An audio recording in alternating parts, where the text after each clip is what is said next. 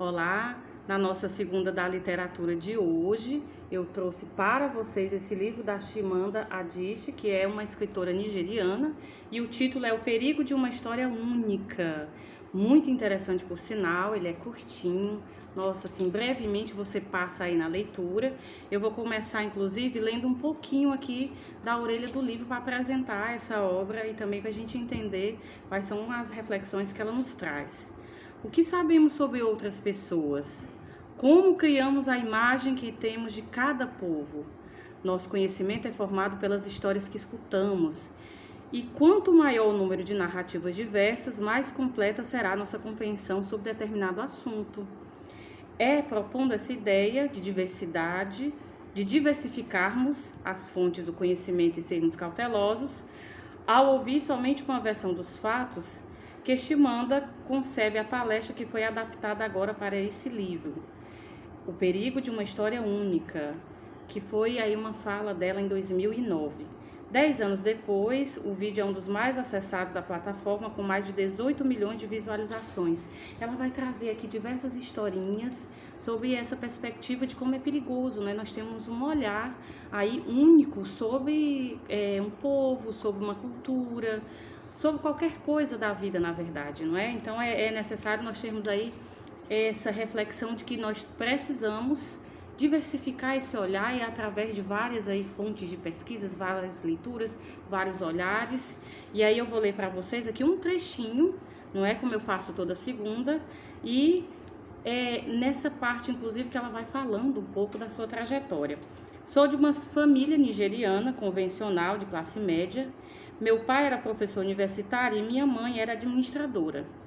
Tínhamos, como era comum, empregados domésticos que moravam em nossa casa e que, em geral, vinham de vilarejos rurais próximos.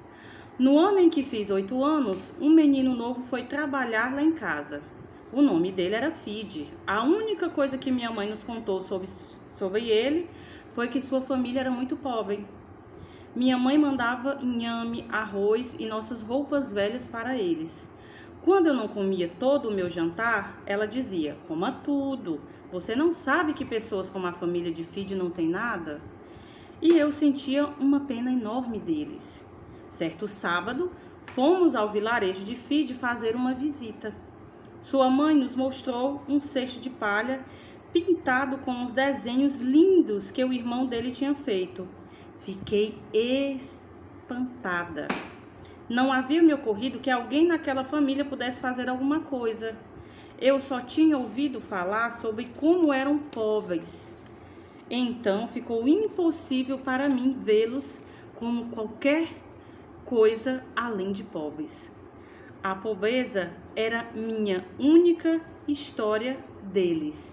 É um trecho tão pequeno, tão simples, mas carregado aí de tanto significado. Ou seja, aquela criança imaginava que aquela família, ela não fazia nada além de viver na pobreza, não era pobre, não tinha aí, não fazia nada. E ao ver que sim, a família dele tinha outra perspectiva, você poderia compreender além desse direcionamento de ser ou não pobre. Então, aqui já traz essa ideia de que você tem que procurar conhecer além do aparente, ou além do que é repassado, e essa ideia também de como, não é, as coisas dela era repassado para essa família, e as roupas usadas, ou seja, o que era direcionado, também fazia com que o seu olhar ficasse aí impactado com essa ideia de que eles eram apenas pobres. Então, é apenas um trechinho, eu aconselho que quem quiser ler vai encontrar aí vários e vários olhares. A própria questão de quando ela vê qual é a reflexão que os demais têm sobre elas, têm sobre a África, têm sobre a cultura,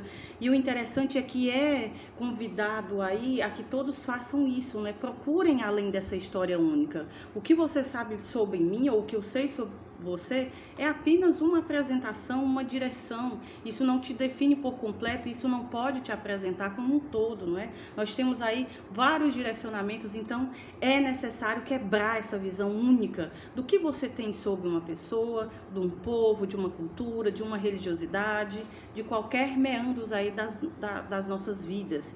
Então fica aqui a nossa reflexão de hoje, da segunda da literatura, Espero que vocês tenham gostado. Depois coloquem aí nos comentários qual livro, qual discussão vocês gostariam de ter, tá certo? Beijos e até a próxima segunda com mais uma reflexão da segunda com literatura com Michele Ferreira Maia.